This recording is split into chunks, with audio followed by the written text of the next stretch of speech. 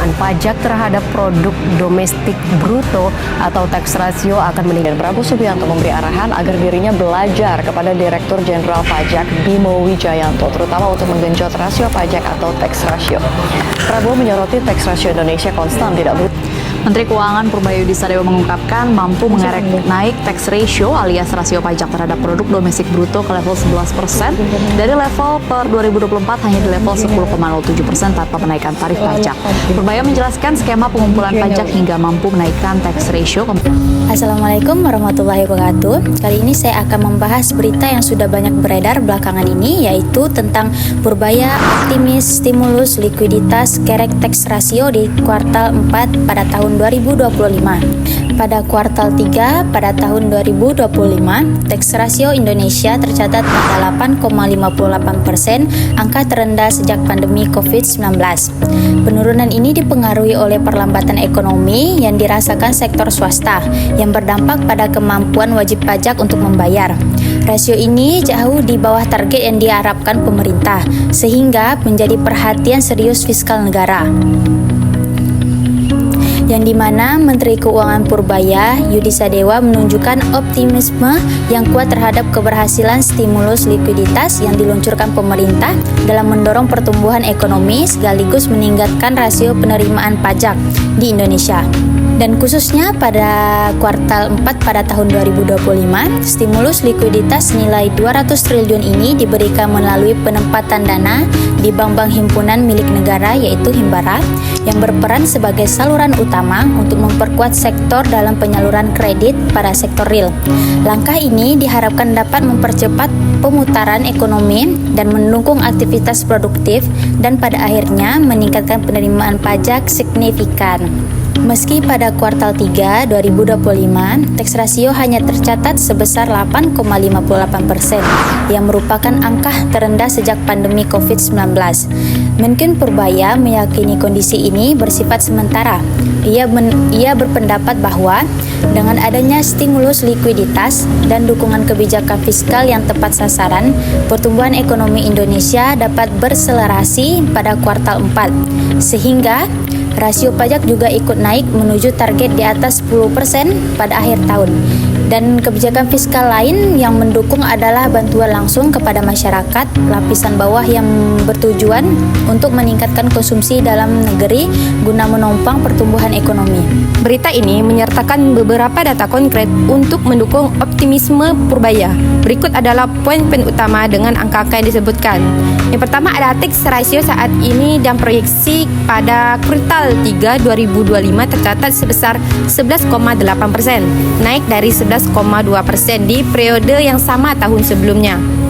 Purbaya memproyeksi bahwa dengan stimulus likuiditas tax ratio bisa mencapai 12,5% di kuartal 4 2025 atau meningkat sekitar 6% dan kuartal sebelumnya.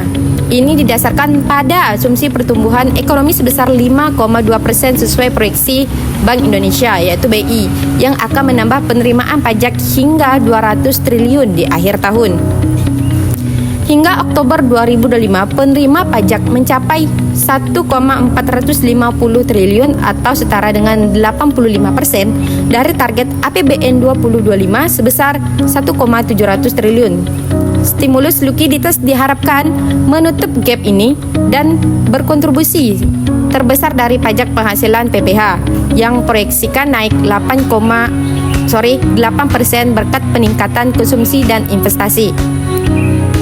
Bank Indonesia telah menginjeksi likuiditas sebesar 150 triliun melalui operasi pasar terbuka sejak Januari 2025. Data dari Bank Indonesia menunjukkan bahwa ini telah menurunkan yield obligasi pemerintah dari 6,8% menjadi 6,2%, mendorong pinjaman korporasi naik 12% year on year. Purbaya mengintip data ini sebagai bukti bahwa likuiditas terlebih akan mengalir ke sektor real, meningkatkan PDB nominal yang menjadi basis tax ratio. Pada tahun 2024, tax ratio Indonesia hanya 10,9% karena ekonomi lesu pasca pandemi yaitu COVID-19. Dengan stimulus berupa di 2023 di tax ratio naik 1,2 poin presentasi dalam 6 bulan, menunjukkan pola yang bisa berulang.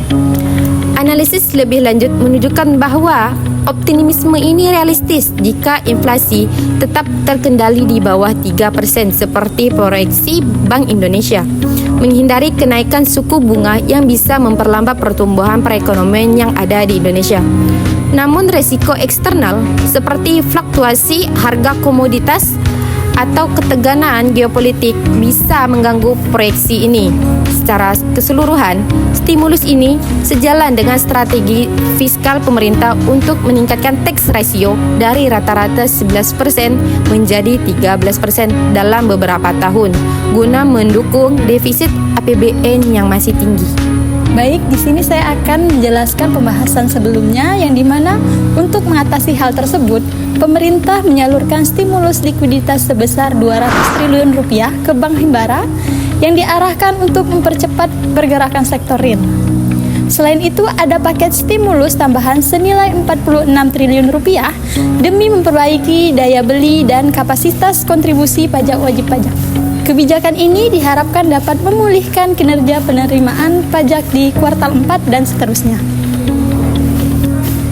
Dengan stimulus fiskal dan likuiditas yang telah digelontarkan, Purbaya percaya bahwa aktivitas ekonomi akan membaiki di kuartal 4, sehingga tax ratio diperkirakan akan naik dan tidak kembali turun. Ia menilai kenaikan pertumbuhan ekonomi sektor real adalah kunci untuk meningkatkan penerimaan pajak.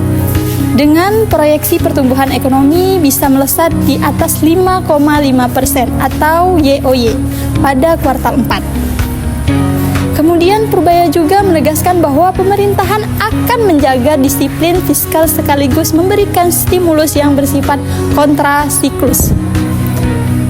Untuk menjaga momentum pertumbuhan, dari sisi makroekonomi, pertumbuhan ekonomi Indonesia pada triwulan 4 diperkirakan mencapai sekitar 5,7%. Didukung koordinasi sinergi antara kebijakan fiskal, moneter, dan stimulus likuiditas. Pendekatan ini secara simultan menghidupkan dua mesin ekonomi, yaitu mesin fiskal dan mesin moneter, yang menurut Purbaya sangat penting untuk menggenjot pertumbuhan yang berkelanjutan. Target jangka panjang Menteri Keuangan Purbaya adalah pertumbuhan ekonomi Indonesia mencapai 6% pada tahun 2026. Dengan tax ratio pada level yang sehat sekaligus menjaga stabilitas sistem keuangan. Kebijakan ini mencerminkan perpaduan antara disiplin fiskal dan pendekatan pro-pertumbuhan yang berorientasi pada penguatan fondasi ekonomi secara menyeluruh. Menteri Keuangan Purbaya menyampaikan keyakinan bahwa stimulus ini akan mendorong peningkatan tax ratio mendekati atau bahkan melewati target, yaitu 10,24% yang ditetapkan untuk tahun 2025. Purbaya juga menargetkan pertumbuhan ekonomi Indonesia pada akhir tahun mencapai 5,67% yang akan meningkatkan kemampuan sektor swasta membayar pajak dan menambah penerimaan negara. Dalam rencana strategis Kementerian Keuangan 2025 sampai 2029, target tax ratio terus dinaikkan secara bertahap, mencapai kisaran 11,52% sampai 5% pada 2029. Pemerintah berharap perbaikan ini akan berlangsung berkelanjutan yang akan memperkuat basic fiskal negara dan mendukung pembangunan nasional. Hal ini juga sejalan dengan cita-cita Presiden kita yaitu Pak Prabowo Subianto yang menginginkan pertumbuhan ekonomi 8% pada tahun 2029. Dengan meningkatnya tax ratio, pendapatan negara yang berasal dari pajak akan semakin besar, memungkinkan pemerintah memperluas belanja pembangunan sosial tanpa harus menambah defisit anggaran yang cukup besar.